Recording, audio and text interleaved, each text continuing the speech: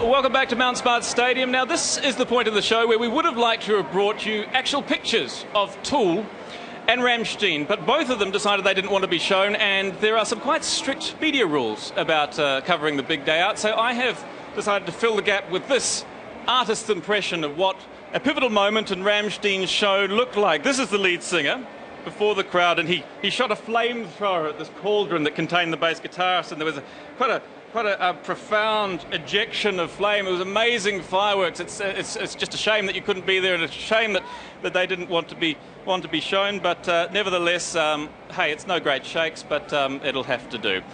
They did, however, talk to David Farrier. Before the stinky sweat fest of the big day out, I sat down with Richard from Rammschteen in a swanky hotel. He's glad to be back in New Zealand. It's been 10 years. Been 10 years, yeah. Jesus Christ, yeah. Since forming in 1994, Rammstein's six-man lineup has never ever changed.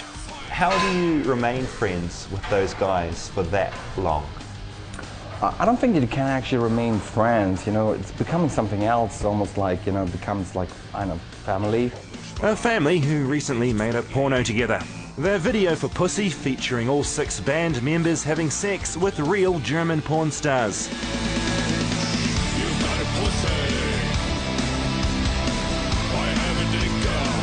We can't show the climax of the video here.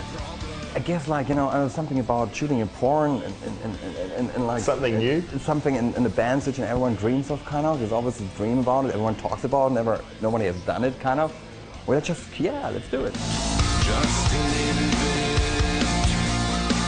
be my little bit. You've got a pussy, I have a dick. But then we realized, well, we can't put it on YouTube, you know, all of a sudden. We can't really put it on our site. What do we do with that?